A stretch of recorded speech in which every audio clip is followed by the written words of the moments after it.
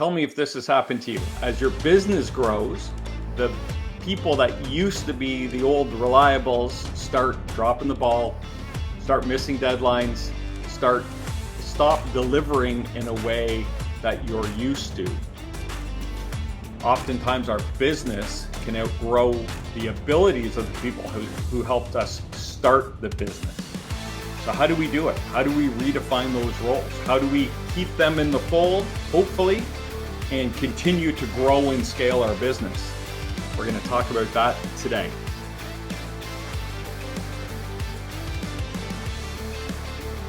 Welcome to episode 44 of the KeyHire Small Business Podcast, where we cover issues that help owners scale their small business. I'm Corey Harlock, creator of KeyHire Solutions, and I'll be your host. Today, our guest is Chris Leonard, and Chris is the owner and principal coach and consultant at No Impediments, where they build high-performance teams to solve complex problems. They work with small business, medium-sized business, through large business in a variety of different ways. So it'll be great to get Chris's insight into this challenge that I know everyone has faced. If you're not facing it today, you're going to be facing it, or you have faced it. A couple of things about Chris. He's a dad of two little guys, 2 and 5 years old, fun ages. He likes to write and record garage and 90s rock music. That's near and dear to my heart as well. We might both be born around the same time. We'll have to explore. And he says he has the holy trinity of dad hobbies. He likes history, he likes barbecue, and he likes whiskey. Not bad hobbies to have, I guess. Let's bring let's bring Chris on. Awesome. Hey, how you doing, Corey? Chris? How you doing? There. Can you hear me? Yeah, I got you. Sorry. Okay, cool. I keep talking over you. You're good. So 90s rock, who's your band out of the 90s? Oh gosh, if I could pick anyone to sound like either on guitar or on vocals, it would have to be Oasis. Like I love the Gallagher brothers. I love the way they sound. But there's so many bands I can't get out of my head. I was a big pop punk kid growing up, so also my life was changed by the time I saw Rancid on SNL in 1995, but also all the way down to the poppy stuff like Green Day and Blink-182. I can't get that stuff out of my head, man. My son's hockey coach is a huge pop punk guy. In fact, him and his wife just went up to Toronto to see, I think, Blink-182. They're kind of doing a reunion farewell tour or something, right? That'd be fun. Yeah, it's funny. I think the music that you listen to when you're a teenager gets into your DNA in a certain way, and especially if you're a musician, you have to try really hard to make things that don't sound like what you were listening to as a teenager, because it's in your blood and it's the thing that you've most emotionally ingested, and it becomes a part of who you are for life. Yeah, it becomes the soundtrack to your life, right? You hear those songs and all your memories and good stuff like that. My problem was I was like a big Rush and Iron Maiden fan when I was a kid, and I play guitar, but if I were to write, I would never write anything that sounds like that, because those guys are just such good players, right? And I'm not, but... Yeah, when your influences are that virtuosic, you kind of come into an inflection point where, unless you're going to get that good, you have to like simplify what you're trying to do, you know? For sure. And my brother went that way. My brother's an amazing guitar player. He can play like whatever, he used to be able to play 2112 cover to cover every note and all that good stuff, right? He's a pretty excellent player. I'm not. I'm a hack. But anyway. Like my musical abilities are a mile wide and an inch deep. I can do a lot of things decently and not a lot of things terribly well. See, I'm on the inch wide, inch deep scale. So that's fine too, man. Yeah. It's just for fun, but people aren't here to listen to us talk about music. But today we're talking about personality versus role-based leadership, which I remember when we talked how that kind of triggered my interest in looking at the scope of a growing business and how roles change. And I've said it probably 100 times on this podcast. In most instances, the right way to start a small business is you have an idea, you gather up some cash, you hire your neighbor, you hire your cousin, you hire your cousin's neighbor, and you all pitch in and do whatever you have to do to get it moving. And if you do it well and you have a business people are interested in, the worst part about being a business owner is when you come to the realization that the demands of the business maybe outgrowing the abilities and capabilities of the people who helped you build it. Yeah. Right? That's a horrible place to be as a business owner.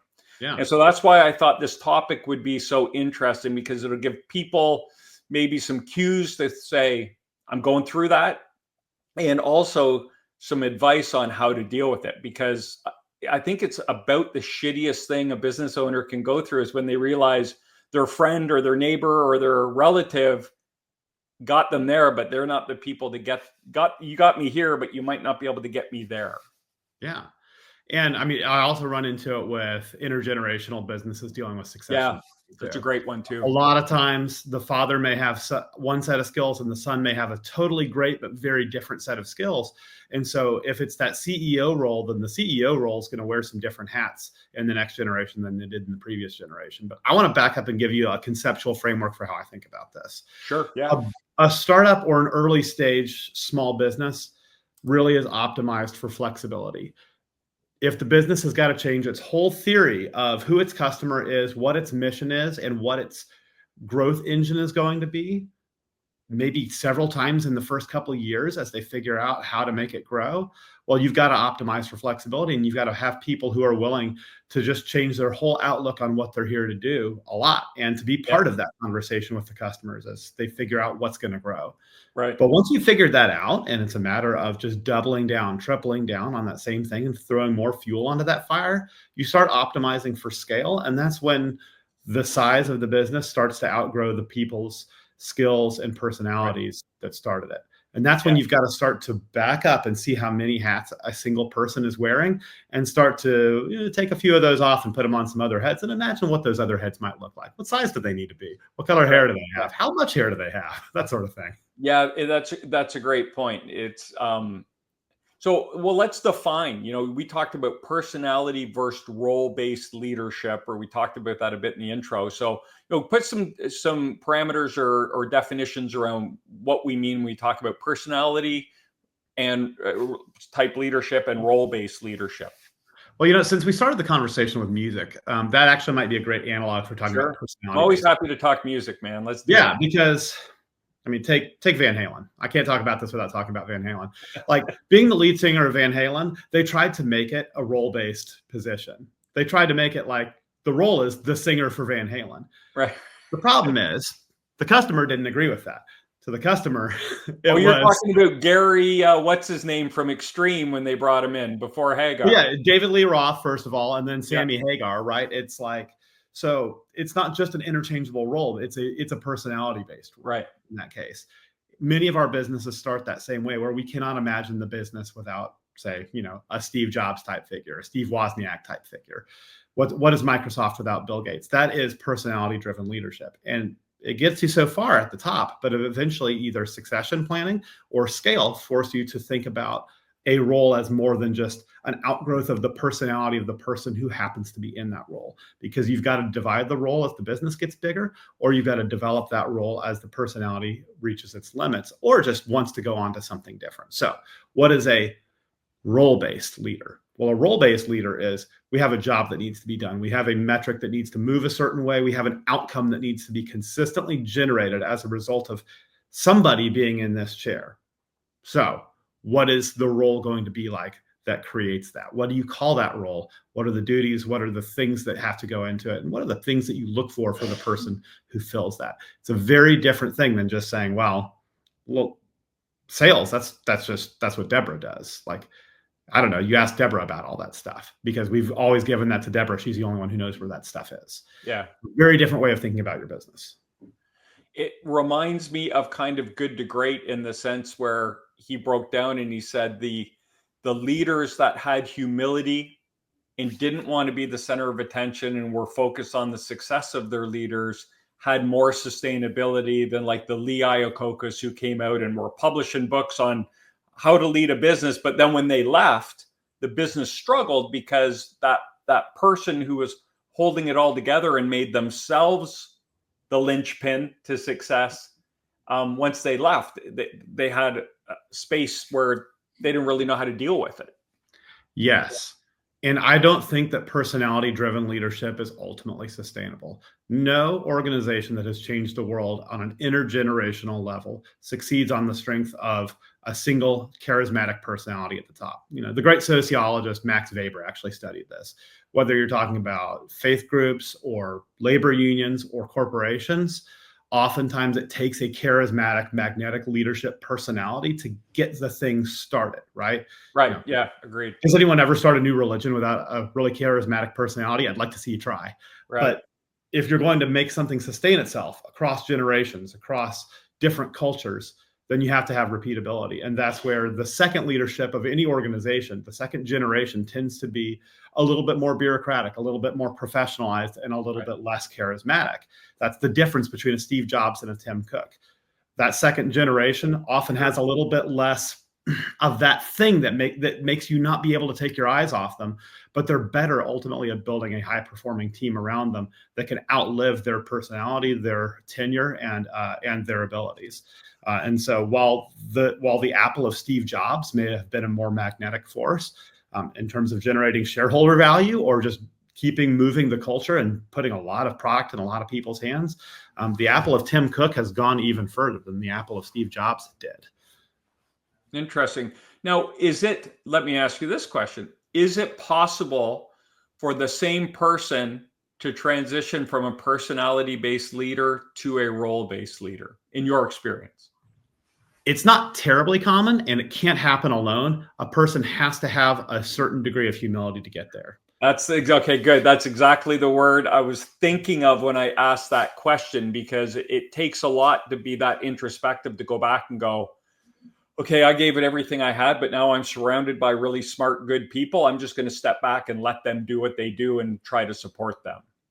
Yeah, I have a favorite anecdote that I use in one of my talks about that, which is John Lasseter. I can't talk about leadership without talking about Toy Story.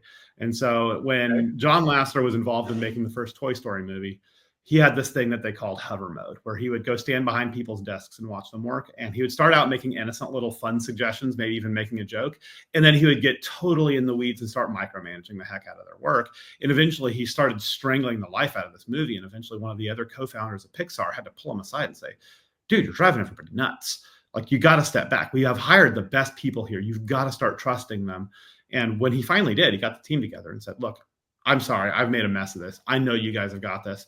I'm going to take a few weeks off and just get out of the office and let you guys work your magic. I'm going to come back and watch the movie once you guys feel like you've got it more dialed in.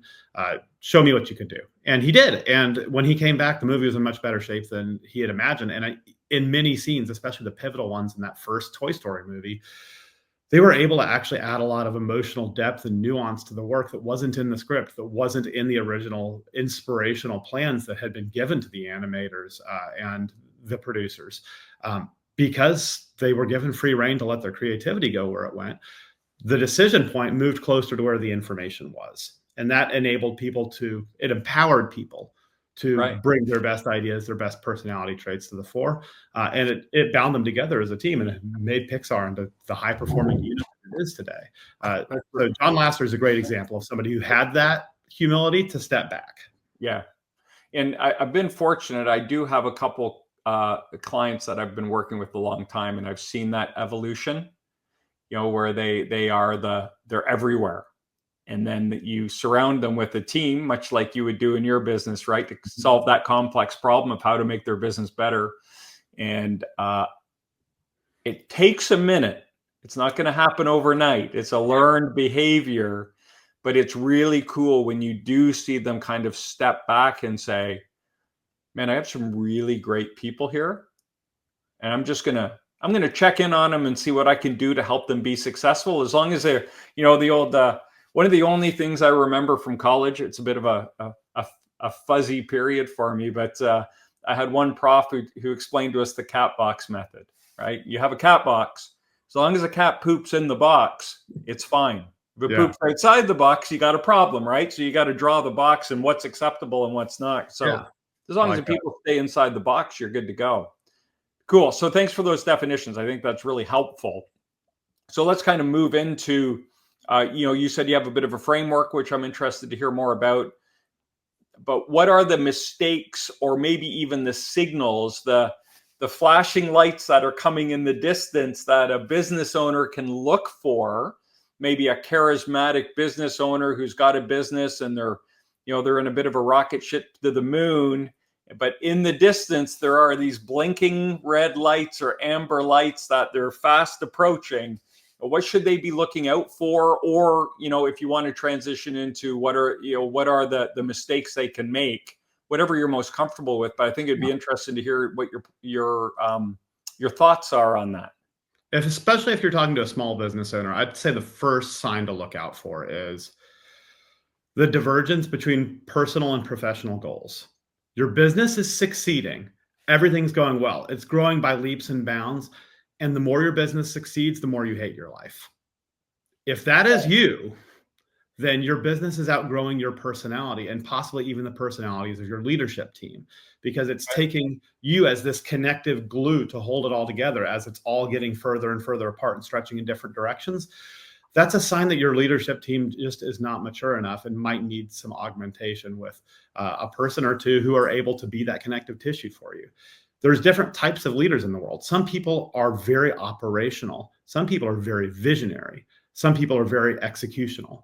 And depending on which one of those you really want to be, where your passion is, you may have to hand off those other parts to other types of leaders in your organization. I don't care if you call that the operational person, the COO or the head of product or whatever. The titles are fungible, but understanding who's in charge of what and having the humility to give it away and recognizing when trying to be all those things is starting to make you not like your business, not want to keep doing it, and not have the life you want. Well, that's important. And I think one of the other signs that you're not having the life you want is the greatest form of wealth, I think, is time. The greatest form of wealth is time that you can spend the way that you want to, whether that's with your family, on your hobbies, on traveling, whatever. And if a successful business is not leading you to the point where you have time you can spend the way you want to, then your business is not really succeeding in serving you the way you need it to be. And you're actually just your own worst boss. Yeah, I think that's a great point. The question I had as you were talking through that is, and just for a point of clarification, generally when you're bringing in these role-based leaders to take the work that doesn't energize you or your founding leaders, whatever we want to call them, off their plate, are you bringing them in above or below? Are you hiring those experts who can kind of wrangle the cats, or are you bringing in support to those leaders that are struggling? It's a great question. And I think the answer of it is within the way you framed the question, because you mentioned joy and what gives you energy. And I think that's the piece of introspection that any leader at this inflection point has got to consider. If you make a big whiteboard diagram of what brings you joy in your job as a business owner or business leader and what drains you, in there somewhere is the answer to what you need to give away. Right. Because your business shouldn't just give you time that you can spend the way you want to. It should also give you joy.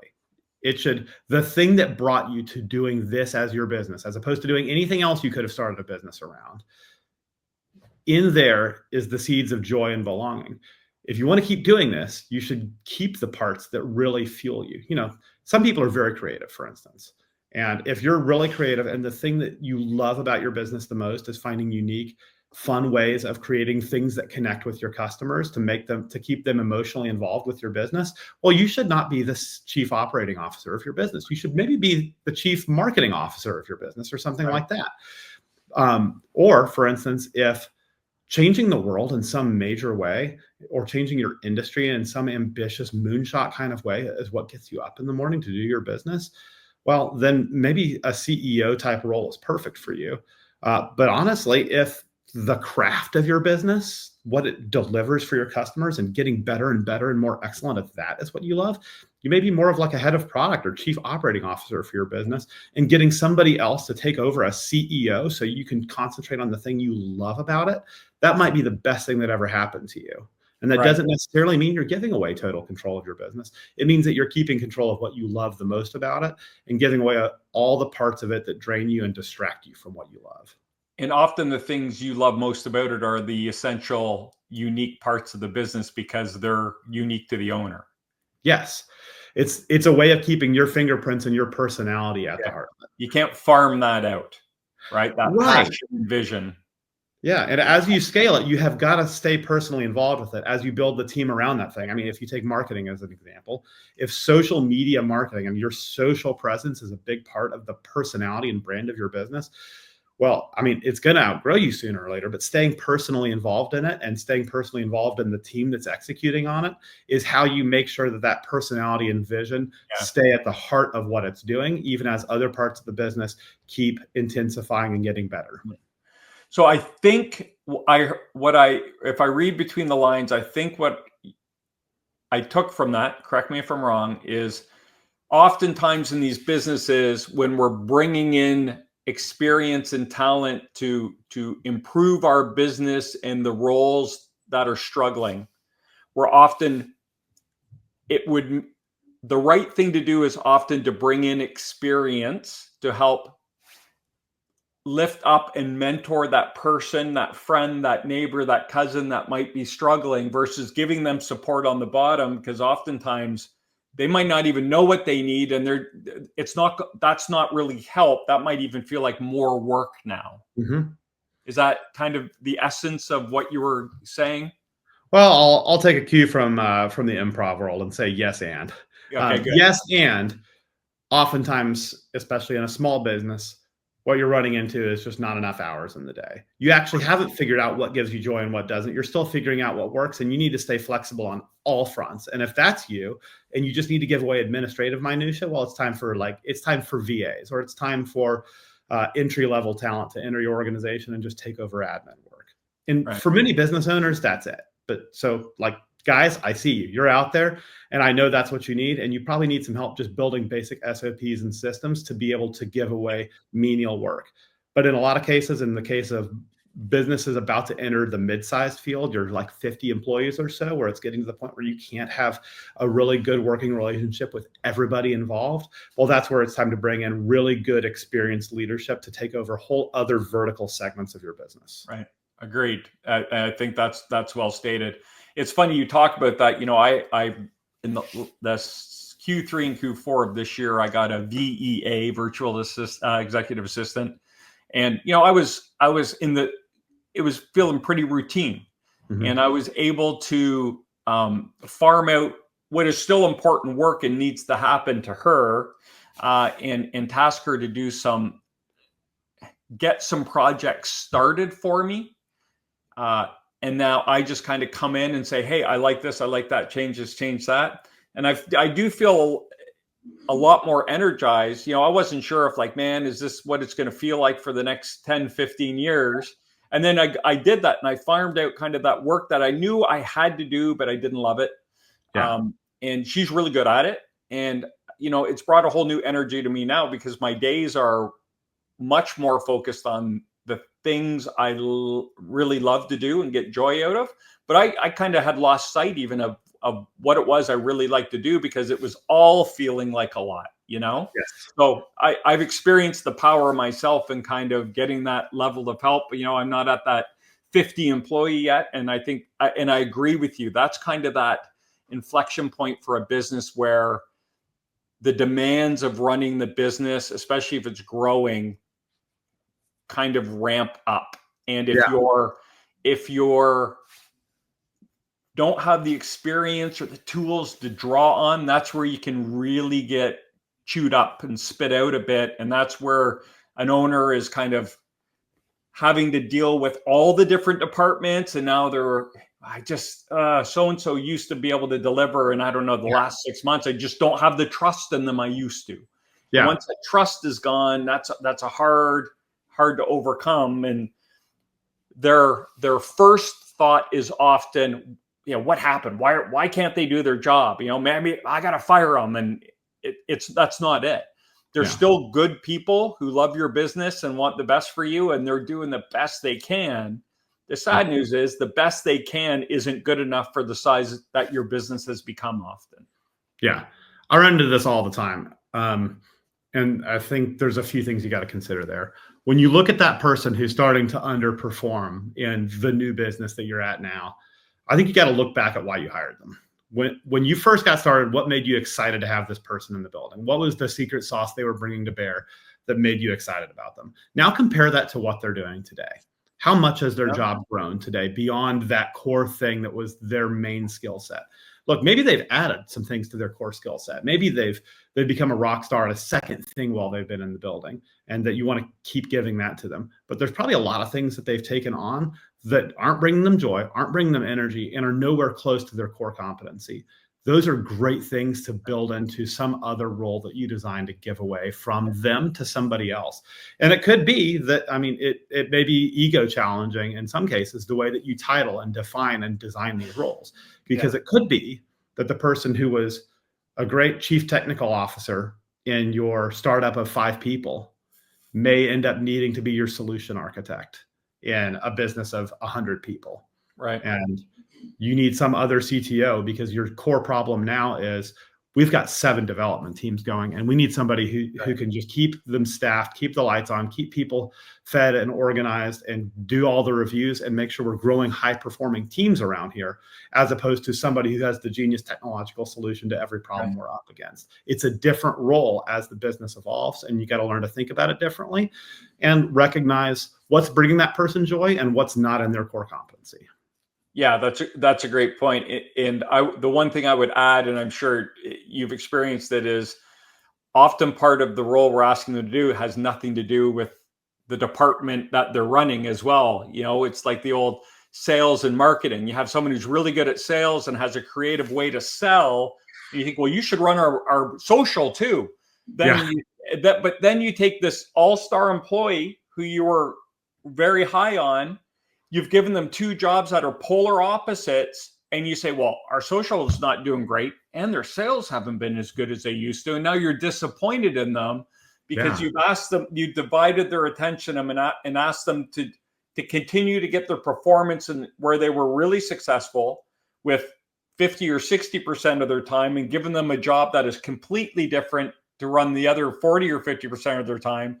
And you're not happy with either. And I think that's a tendency a lot of small business owners have, because when you're small, you can do that and it often works out. Mm-hmm. But as you get bigger and the demands get more focused, each area of the business needs more attention. It's usually a recipe for failure. Yeah. For the individual. And I actually think it happens even more than people realize in bigger businesses. You know, I'm personally good friends with somebody who's a hospital system CEO in rural Kentucky. And when he took over this one system, what he noticed is that the guy who was in charge of their behavioral health initiative, which was a huge strategic initiative for them, growing behavioral health centers in rural Kentucky, were in many cases in underserved markets. Well, the person they put in charge of that had been sort of an operational VP, rock star level guy who was great at being an operator in a hospital system because he was a former physician and knew the business inside out. But when you took that person who was passionate about delivering things like primary care and emergency care and knew the physician side of it inside and out, and you put him over behavioral health, which was something he didn't understand, had no experience in, and often happened completely in a different building in a different part of town than the building he was used to in his entire career. Well, he was a total fish out of water there. He had no passion for it. He didn't understand it. He didn't understand the people in it, and it drained him. This happens in big businesses all the time. And it's because the impulse is somebody is a rock star and seems like they're totally adaptable at lots of different things, and they'll succeed at whatever you put them in. And you don't ask them what their passion is. And you don't let them loose on the thing that they love. And there's so few and far between. I wouldn't bet on it that some people are just that adaptive, right? They love the challenge. The challenge is what they love, and it doesn't matter. But it doesn't matter what you give them. They're going to do it. But those people are so rare. Yeah. It's like hiring the person with no experience and throwing them into a job and they rock it. You're like, oh my God, they're the best, right? Yeah. And so, but those people are 1 in 100. Yep. But the mistake a business owner will make is, well, that's our new hiring strategy. Let's just hire really high energy young people because they can just do whatever we ask them to do. And we don't care about the experience or where they come from or the capacity they're bringing. And so, we always say we deal in probabilities. Yeah. And we want to maximize the probability of success, and trying to find those 1 in 100 people is not doing that. You're really stretching the odds. Yeah, look, even Michael Jordan wasn't a rock star at baseball, right? Like, yeah, fair enough. Yeah. Even a stratospheric level talent can't do everything at the same level of performance. Eddie Van Halen, after David Lee Roth left, I'm just going to keep developing the same example because why not? Yeah, that's great. Eddie Van Halen didn't become the lead singer of Van Halen after David Lee Roth left, right? Because he was a guitar player, and he knew his core competency, and it wasn't that thing, and they needed to get somebody who was amazing at that thing. And right. You may call it Van Hagar, but Sammy Hagar would definitely have that competency. And so, when you replace anybody in a business or design a role for somebody in your business, you've got to keep their core competency and their passion in mind. Whatever it is you're giving away, it needs to be somebody who loves doing that and brings some skill set to bear on that thing. Because just the passion to change and find something new isn't enough alone. Now, that'll get you to T- or plus 20 degrees from what you're great at. It'll definitely help you there, but T- or T plus 90 degrees, probably not. Yeah, agreed. So this is maybe a good time to switch over into the advice part of the podcast. So we've kind of identified some flags, what to look for as a business is growing, and you have these people that you're hired because they fit what you're trying to do. We're calling it personality-based leadership. They're these charismatic, hardworking people that can motivate the people around them, whatever that is. And we're trying to say, okay, now you're getting big enough where you need to start building out and defining these roles and the roles within the roles. So, Mr. Personality or Mrs. Personality, you're really good at this. Now we need to hire people to do B, C, D, right? Yeah. So maybe give us your top 2, 3, 5 pieces of advice on how to start that process. I'm a business owner and I'm thinking, this all sounds really familiar to me. Mm-hmm. I think I need to start transitioning and bringing in some experience and capacity into my business. What are the things they can start doing to make that transition successful? Sure. I think the first thing you should do is sit down and have an org design workshop, whether that's you and your brain trust, you and your coach, you and your wife even. Sit down with a whiteboard and put down all the outcomes that need to happen in your business on a big org chart, and start to design orgs around those outcomes, or start to design roles and boxes around those outcomes. Put every outcome in a little box by itself. Forget about who's doing them right now and who they are owned by right now. Just write down what the outcomes are. We need social media followers who turn into leads in our CRM, and we need leads in our CRM who turn into paying customers. Or we need successful projects that get all the way to an absolutely great referral testimonial video, right? Like, list those outcomes and then figure out what are the roles that generate those outcomes, and then start to take the people you've got and map them onto the different roles they're already performing.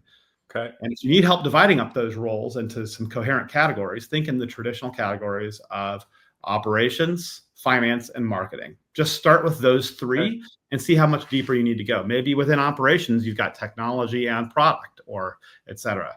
So start to think about those things in some broad categories. And once you start to see what people in your organization are doing multiple roles that are across different orgs, you start to see who's pulled in too many directions. And then you can start to ask, for each one of those people who's wearing multiple hats, which one is closest to their passion and their core competency. Right. And then you'll start to see where the opportunities are for change, particularly yourself. Cool.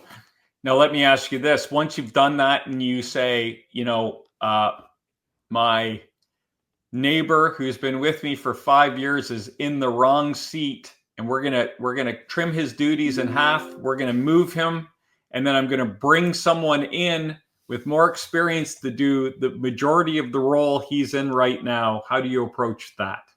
Yeah. It's a good conversation to have. First of all, I think you should have enough of a relationship with this person, if you've been building the business with them for this long, that you should actually know their take on what the org needs to survive in the future. They may have already thought about this and have some ideas that you should consider. So if this is someone who's been with you since the beginning, it may be that they need to be part of your brain trust.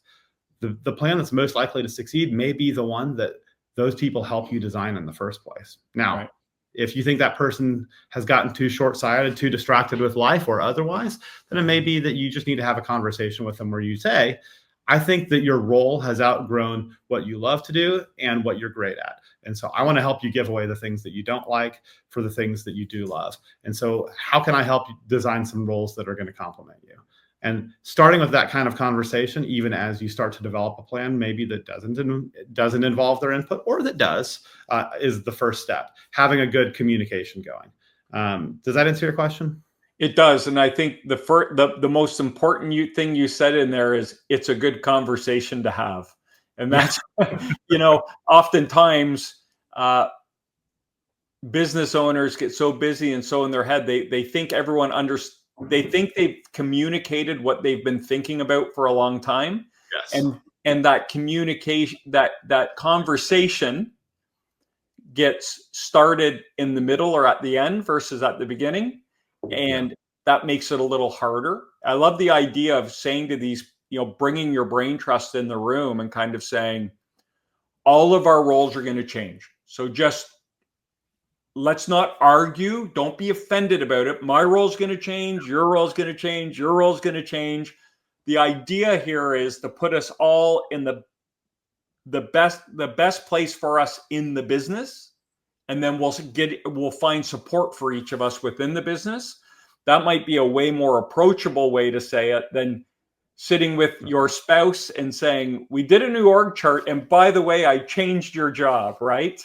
That might be a harder piece of information to absorb for that person who's been there with you from the beginning. And I'm glad you talked about that, because communication and conversations are the most important element for those key stakeholders, those legacy people in your business. Yeah. And like I said, a lot of business owners who they've been mulling an idea over for 3 months. They haven't communicated it, but in their mind, they have had the conversation so many times, they begin to think people know it's coming. They know what I'm going to talk about. This shouldn't be new to them, right? And then they're shocked when people are taken aback when they drop something on them. And it could have been a conversation a couple of weeks ago saying, look, I'm mulling something over in my head. I just want to bounce it off you and see what your thoughts are. Yeah. Too often, business owners think they have to have all the answers. Correct. Yeah, I agree. Or even leaders. People are very afraid of looking vulnerable and showing their hand and showing that they haven't figured it all out yet. And so they put this pressure on themselves to have a perfect plan before they communicate anything to anybody. Great. And then everyone's frustrated that they didn't get any input on the plan.